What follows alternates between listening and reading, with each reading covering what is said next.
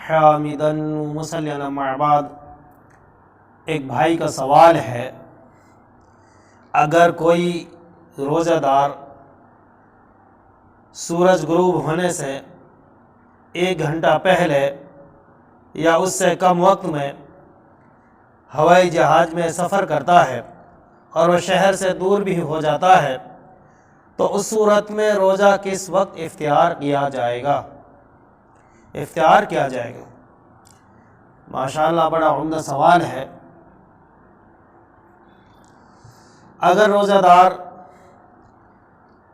جہاز میں سورج غروب ہونے سے قبل سوار ہوا ہے، یعنی پہلے سوار ہوا ہے، تو جہاز میں اس وقت تک اختیار نہیں کرے گا جب تک وہ سورج کو غروب ہوتا نہ دیکھ لے، یا سورج غروب ہو جائے، یا وہ کسی ایسے شہر میں اترے جہاں سورج غروب ہو چکا ہو۔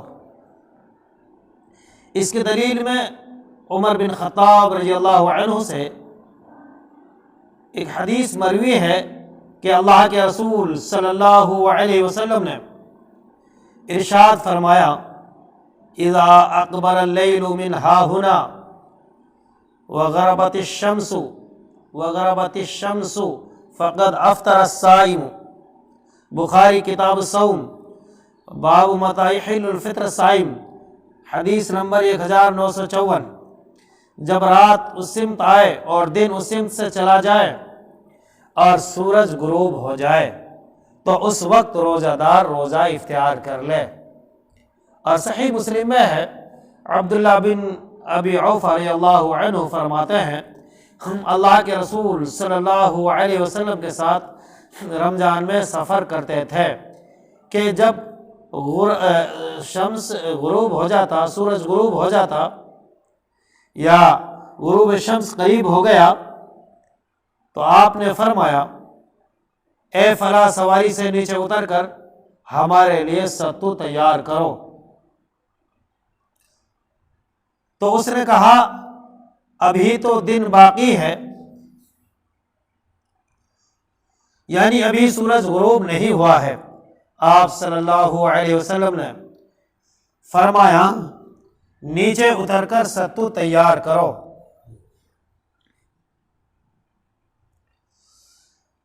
پس اس نے نیچے اتر کر ستو تیار کیے اور نبی اکرم صلی اللہ علیہ وسلم کے پاس لے کر آیا، تو نبی اکرم صلی اللہ علیہ وسلم نے وہ پیے اور ہاتھ کے ساتھ اشارہ کرتے ہوئے فرمایا، جب سورج اس سمت سے غائب ہو جائے اور رات اس سمت سے آ جائے تو روزہ دار روزہ اختیار کر لے، یعنی جب سورج اس سمت سے غائب ہو جائے اور دوسرے سمت چلا جائے تو روزہ دار روزہ اختیار کر لے۔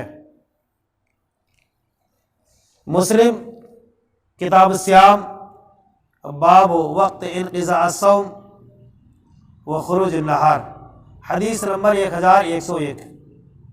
صحیح بخاری کی ایک روایت میں ہے کہ نبی کریم صلی اللہ علیہ وسلم نے ارشاد فرمایا،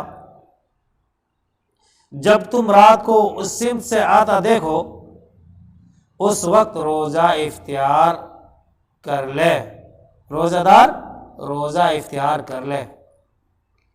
بخاری کتاب صوم باب متى يحل فطر الصائم، حدیث نمبر 1955۔ اسی طریقے سے حافظ ابن حجر رحمہ اللہ فرماتے ہیں، یعنی مشرق کی سمت سے دن آ جائے، اس کا مطلب یہ ہے کہ رات کا اندھیرا محسوس ہونے لگے۔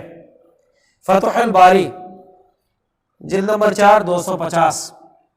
غروب شمس سے رات کا آنا اور دن کا چلا جانا ثابت ہوتا ہے، اور اس وقت ہی روزہ دار روزہ اختیار کرتا ہے، جیسا کہ اس حدیث میں ہے۔ پس یہ مسئلہ غروب شمس سے تعلق رکھتا ہے، اس لیے جب سورج ایسے مقام پر غائب ہو جہاں سے صائم اسے دیکھ سکتا ہو تو اس کے لیے جائز ہے کہ وہ بغیر تردد کے روزہ اختیار کرے، جیسا کہ ابن ابی اوفا رضی اللہ عنہ کی حدیث میں بیان ہوا ہے شیخ الاسلام ابن تیمیہ رحمہ اللہ فرماتے ہیں جب سورج مکمل غائب ہو جائے اور مشرق سے تاریکی ظاہر ہو جائے یعنی اندھیری ظاہر ہو جائے تو اس وقت صائم روزہ دار روزہ افطار کرے گا، اور آسمان پر باقی سرخی کا کوئی اعتبار نہیں ہے۔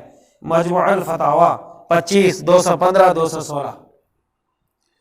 جب جہاز، مثال کے طور پہ جب جہاز ریاض سے غروب شمس سے پہلے، شیخ ابن باز رحمہ اللہ فرماتے ہیں کہ جب جہاز ریاض سے غروب شمس سے پہلے مغرب کی جانب پرواز کر جائے، اڑ جائے، تو آپ اس وقت تک روزے کی حالت میں ہوں گے جب تک کہ سورج غروب نہ ہو جائے، اور آپ اس وقت فضا میں ہوں یعنی سورج غروب ہونے تک آپ افطار نہیں کر سکتے، چاہے آپ فضا میں ہو، چاہے جہاز میں اڑ رہے ہو، کہیں بھی ہو، یا دوسری صورت میں آپ کسی سے شہر میں اتر جائیں جہاں سورج غائب ہو چکا ہو۔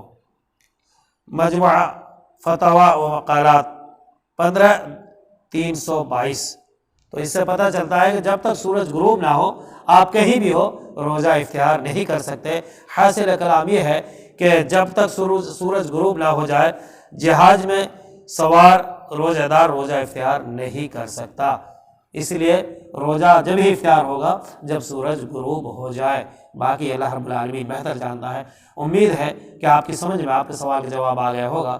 اللہ رب العالمین سے دعا ہے اللہ رب العالمین ہمیں صحیح معنی میں روزہ رکھنے کی توفیق عطا فرمائے، قرآن حدیث پر عمل کرنے کی توفیق عطا فرمائے، آمین۔ والسلام علیکم ورحمۃ اللہ وبرکاتہ۔